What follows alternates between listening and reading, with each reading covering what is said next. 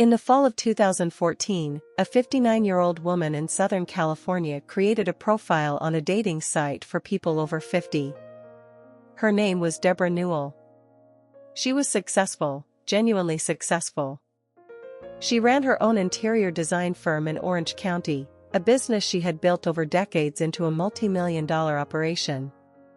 She was elegant, warm, and by the account of everyone who knew her, endlessly generous. She had also been married 4 times. And she was still looking for the thing she had never quite found. Within days, she matched with a man named John Meehan. He was 55. Handsome. He said he was an anesthesiologist. He said he had worked in Iraq with Doctors Without Borders. He was attentive in a way that felt almost too good to be true. It was. What Debra Newell did not know, what she could not have known from his profile, his manner, or his story, was that John Meehan was one of the most prolific con men in California's recent history. That he had spent his adult life targeting, deceiving, and terrorizing women. That he had been to prison. That multiple women had restraining orders against him. That nurses who had worked with him years earlier had given him a nickname. They called him Dirty John. This is the story of how he was finally stopped. And of who stopped him. Chapter 1, The Beginning. To understand what happened, you have to understand what John Meehan actually was. Not what he appeared to be, what he was.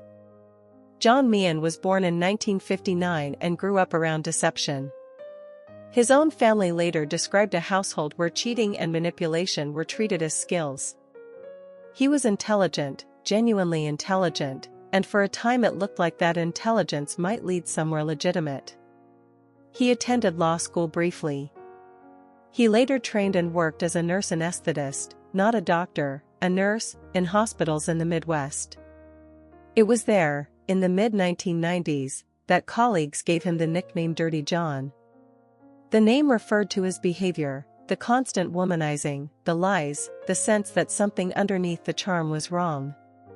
The trajectory from there was steep and dark. He stole drugs from the hospitals where he worked. He was investigated, caught, and in 2002 he was sentenced to prison in Michigan for drug theft. His nursing license was gone. His marriage collapsed. His ex-wife and her family would later describe years of deception. And after prison, John Meehan found his true profession. Women. Specifically, successful, warm-hearted, middle-aged women, whom he met through online dating. The pattern, documented later across multiple victims, was almost identical every time. He appeared as a doctor. The medical vocabulary from his nursing years made the lie effortless. He was attentive, devoted, overwhelming. He moved fast, very fast. He isolated the woman from family. He extracted money, signatures, access. And when the woman discovered the truth and tried to leave, the charm switched off like a light. What replaced it was terror. Threats. Stalking. Lawsuits. Explicit photographs used as weapons. Multiple women across California had sought restraining orders against him. Court records documented the pattern years before Debra Newell ever saw his profile. By 2014, John Meehan was fresh out of another stint in custody, this time related to stalking and harassment, and living, essentially, out of storage units. Weeks later, he was sitting across from Debra Newell on their first date, in scrubs, telling her about his medical career. He had chosen his next target. Chapter 2, The Betrayal. The speed of what followed is one of the defining features of this case. On their first dates, John was everything Debra had hoped to find. He was present. He listened. He said the things that a woman who had been through 4 difficult marriages had waited her whole life to hear. Within weeks, they were inseparable.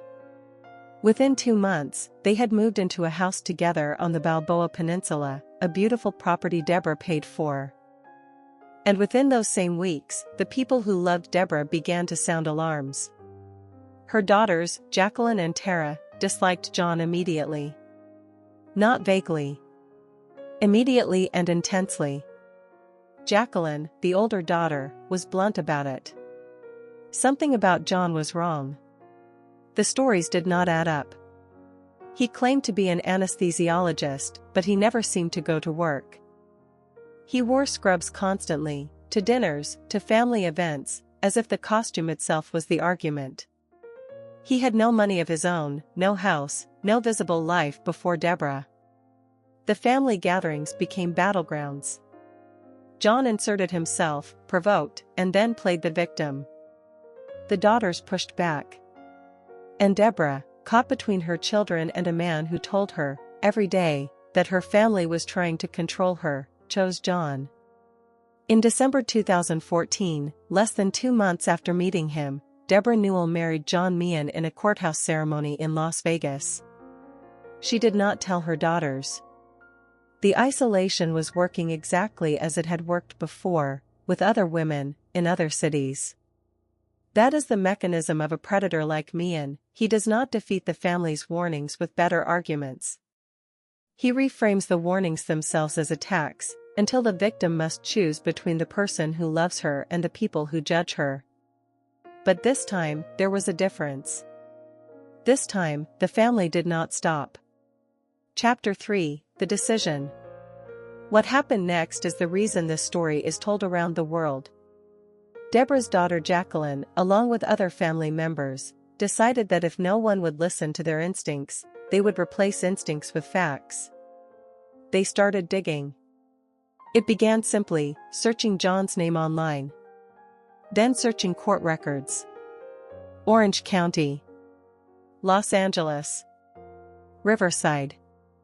The records were public. Anyone could look. It only required someone willing to spend the hours. What they found, piece by piece, was the entire hidden architecture of John Meehan's life. The Michigan prison sentence for drug theft. The revoked nursing license, proving the anesthesiologist had not been any kind of doctor for over a decade. The restraining orders, plural, filed by women in multiple counties.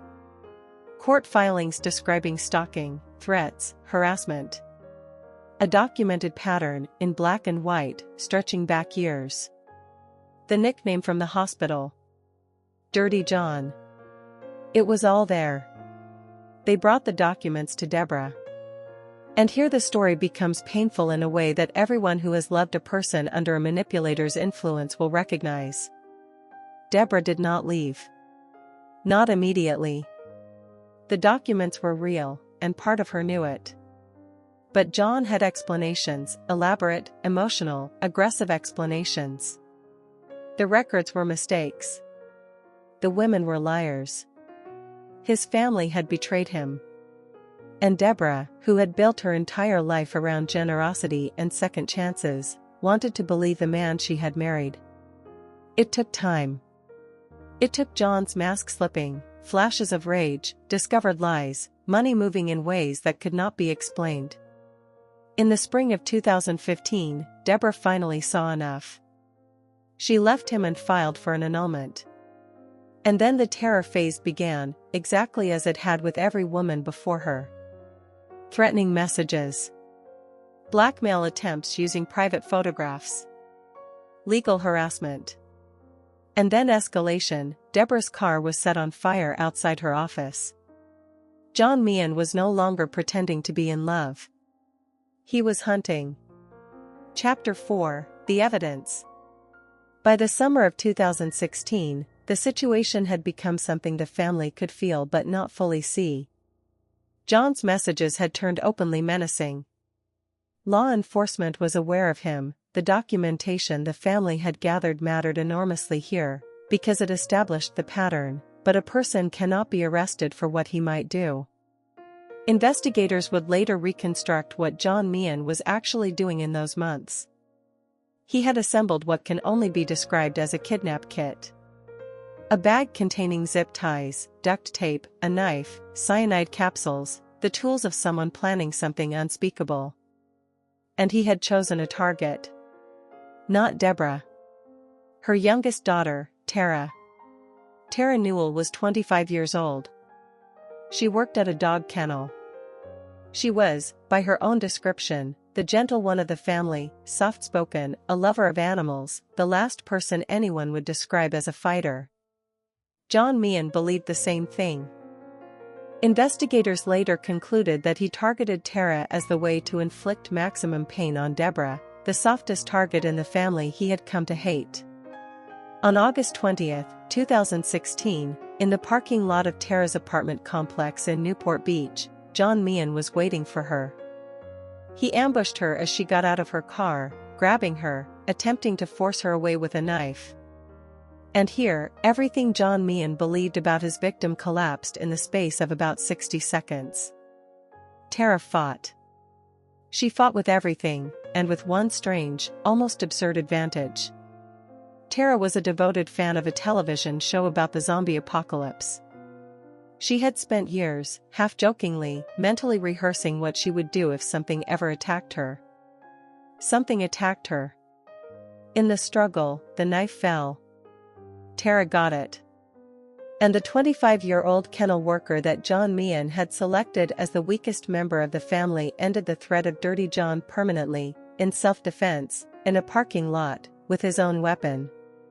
John Meehan died in the hospital 4 days later. The district attorney reviewed the case and ruled it exactly what it was, self-defense, justified in every respect. Chapter 5, The Justice. There was no trial. The man was gone, stopped in the very act of his final crime. But justice, in this story, is bigger than the parking lot. Because when investigators and journalists began to fully unpack John Meehan's life, the scale of it emerged. Woman after woman came forward. The same pattern, city after city, year after year, the doctor costume, the whirlwind romance, the isolation, the extraction, the terror. Women who had spent years afraid of him. Women who had warned courts, in writing, that this man would eventually kill someone. He nearly did. He was stopped by the person he judged least capable of stopping him. The story became a landmark, a newspaper investigation, then one of the most listened to podcasts in the world, then a television series watched by millions. Not because the ending is dramatic, though it is. But because the middle is universal. Because the middle of this story is about a family watching someone they love be captured by a manipulator, and refusing to give up. Think about what Debra's daughters actually did. They were dismissed. They were told they were jealous, controlling, unfair. The man himself painted them as the villains, and for a time, it worked. Their own mother chose him over them. They kept digging anyway. Court records. License databases. Restraining orders. Prison records.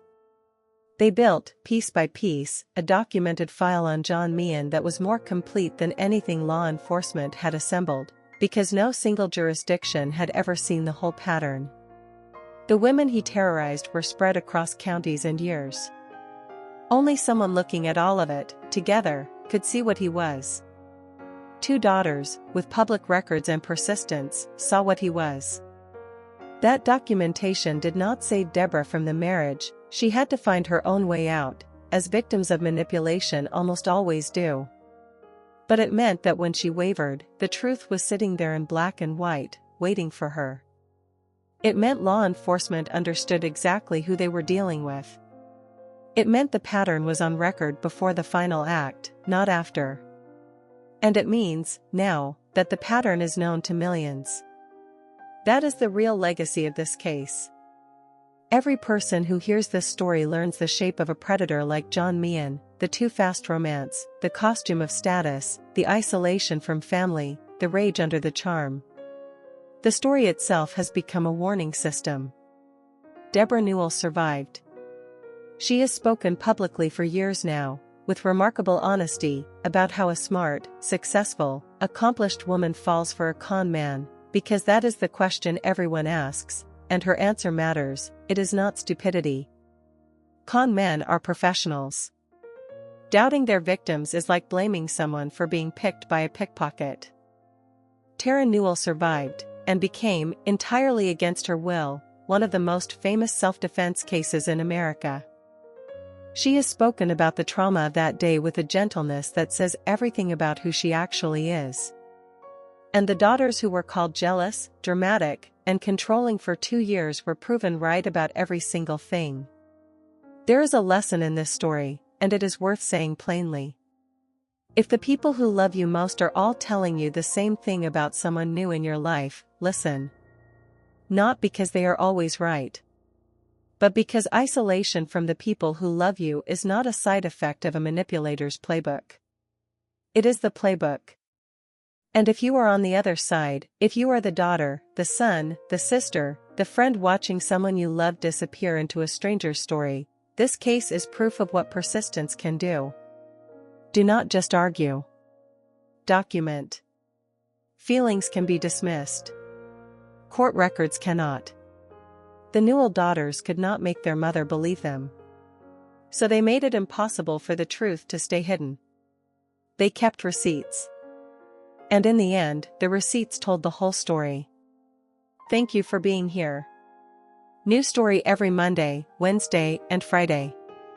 If someone you love is in a relationship that moves too fast and cuts too deep, share this with them today. We will see you in the next one. But we are not finished. Because to truly understand this case, you have to go deeper into 3 things: how the con actually worked, minute by minute, what the earlier victims endured, and what happened in that parking lot, second by second. Let us start with the mechanics of the con, because he charmed her explains nothing. The details explain everything. When John Meehan built his profile, every element was engineered. The medical career, chosen because it signals wealth, intelligence, and trustworthiness in a single word. The claim of working with humanitarian organizations overseas, chosen because it explains gaps in his history and adds nobility to the costume. Even the scrubs he wore constantly were a prop. Witnesses from throughout his life describe the same thing: John in scrubs at restaurants, at family dinners, at places no working medical professional would wear them. The scrubs were not clothing. They were evidence he manufactured daily for a lie he told constantly. On the early dates, he practiced what specialists in coercive control describe as mirroring and flooding. Mirroring, he reflected Debra's own values back at her: faith, family, devotion, until she felt she had met someone who finally, truly understood her. Flooding, constant attention, constant presence, messages all day, plans every evening. It feels like passion. It functions as occupation. By the time Debra's daughters raised concerns, John was already living in her home, embedded in her daily routine, positioned between her and everyone else. And when the daughters pushed, notice precisely what he did, because it is the same thing every manipulator does. He never argued about the facts. He reframed the people raising them. Jacqueline was not concerned, she was jealous of her mother's happiness. Tara was not uneasy, she was immature. The family was not protective, they were controlling, and hadn't they always treated Debra this way? He turned the safety net into the enemy. That is the entire method. When you hear this story and wonder how a brilliant businesswoman fell for it, understand, she was not outthought. She was outmaneuvered by a man who had spent 30 years practicing on other women. And those other women, they are the part of this story that must not be skipped. Long before Debra, there was his ex-wife in the Midwest, who spent years married to the version of John that came before the dating profiles, and whose family later described the slow discovery of who he really was, the drugs stolen from hospitals, the double life. When she finally broke free, her testimony and evidence contributed to the case that sent him to prison in 2002. After prison, there was a trail of women across California. Their names appear in court records, women who met a charming doctor online, and within months were begging judges for protection. One woman described him tracking her movements. Another described threats so specific she moved homes. Several described the same weapon: intimate photographs, taken in trust, converted into instruments of blackmail the moment they tried to leave. These women went to court. They filed the paperwork. Some were granted restraining orders, pieces of paper that documented the danger but could not follow John Meehan around and make him stop. More than one of those women said, in official filings, some version of the same sentence, "This man will eventually kill somebody." They were dismissed as bitter exes. They were, in fact, prophets. Every one of those filings later became part of the map that Debra's daughters assembled. Understand what that means: the earlier victims did not suffer for nothing.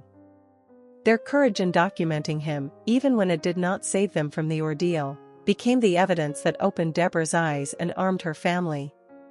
Receipts kept by strangers, years earlier, in courthouses across California, reached forward in time and helped save a family they never met. Now, the parking lot. August 20, 2016. It was a Saturday afternoon. Tara had finished her shift at the dog kennel and driven home with her dog, Cash, in the car. The complex parking area was quiet. John Meehan had been waiting. He knew her schedule. Investigators later found he had been surveilling the family. His car was parked nearby. Inside it was the bag, the zip ties, the duct tape, the knife, the cyanide. This was not an impulse. Every item in that bag was a decision he had made in advance. As Tara stepped out of her car, he came at her fast, grabbing her, trying to drag her toward his vehicle. He had a knife. Tara later described what happened inside her mind in those seconds, and it is one of the most remarkable details in modern crime history. She thought about the zombie shows she loved. Years of watching characters fight for their lives had installed, half as a joke, a single instruction in her head: you fight for the head, and you never, ever let them take you to a second location. She fought like that instruction was law. She kicked, twisted, screamed. Her dog was barking wildly. In the violence of the struggle, John lost his grip on the knife. It hit the ground. Tara got to it first. The woman he had selected precisely because he believed she was the weakest, the soft-spoken animal lover, the baby of the family, stopped him with his own weapon in less than a minute. He was hospitalized, and 4 days later, taken off life support. The district attorney's review was quick and unambiguous. A predator with a kidnap kit ambushed a young woman with a knife. She survived him. Self-defense, fully justified.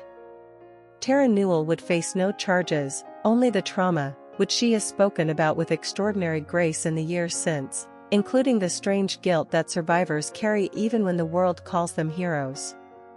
There is one final layer to this story. What it changed. When investigative journalists at a major newspaper reconstructed the entire saga in 2017, and it became a podcast heard by tens of millions, something happened that rarely happens with true crime: the story became protective infrastructure. Domestic violence advocates began using it in training. The specific pattern, fast romance, status costume, isolation, extraction, terror, now has a name millions of people recognize. Women on dating sites describe screening matches against the Dirty John checklist. Courts and counselors reference it. Somewhere right now, a woman on a third date with a too-perfect stranger is quietly running his name through court records, because two sisters in Orange County showed the world that public records are free, and instincts deserve investigation. That is the justice in this story. Not the parking lot. The pattern exposed. John Meehan spent his life relying on one thing above all: that his victims would stay isolated from each other. That the woman in Ohio would never compare notes with the woman in Riverside. That the restraining order in one county would never sit on the same desk as the prison record from another state. His entire career of cruelty depended on the fragmentation of the truth. 2 daughters defragment it. With a laptop, patience, and a refusal to accept that being dismissed meant being wrong. Debra Newell rebuilt her life. She has said in interviews that she forgives herself now, that she finally understands she was not foolish, she was targeted. There is a difference. and every survivor of a con deserves to hear it. Debra Newell carries the day in the parking lot with her always. She has turned it, as much as anyone could, toward helping others understand trauma and survival. Jacqueline and the rest of the family carry something else, the knowledge that they were right, that they never stopped, and that their stubbornness is the reason their mother is alive to tell the story. And John Meehan, the man who spent decades making women afraid to speak, is now the reason millions of them know exactly what to look for. He wanted to be remembered as a doctor. He is remembered as a warning. Because the women he hurt, the daughters he dismissed, the strangers in courthouses he never thought about. Every one of them kept receipts. And the receipts outlived him. One closing thought, because this case deserves to end on the right question. People finish this story and ask, how do I make sure this never happens to me, or to my mother, or to my sister? Here is the honest answer, drawn from everything the record shows. You cannot rely on spotting the villain. John Meehan was, by every account, extraordinarily convincing. Trained professionals were fooled by him. The test is not whether someone seems trustworthy, con men seem trustworthy for a living. The test is behavior over time, and it fits in 4 questions. Does the relationship move faster than any relationship you have ever seen? Love does not require a merger of homes and finances within 8 weeks. Urgency is not romance. Urgency is pressure wearing romance's clothes. Does the person's history check out, not their story, their records? A real career leaves a paper trail. A real doctor has a license you can look up in 90 seconds. The Newell daughters found more truth in one afternoon of public records than in months of John's explanations. Is the family being repositioned as the enemy? This is the loudest alarm there is. The moment a new partner's message becomes your family doesn't want you to be happy, the moment loyalty to them requires distance from everyone else, the pattern has begun. And finally, when this person is told no, what happens to the charm? Because that is where the mask always slips. Not in the good times. In the first real no. Debra Newell's family could not answer those questions for her. No one can answer them for the person inside the storm. But they could, and did, make sure that when she was finally ready to see, the truth was already assembled, documented, and waiting. That is what love looks like in a case like this. Not winning the argument. Keeping the receipts until the person you love is ready to read them. Thank you for being here for this story.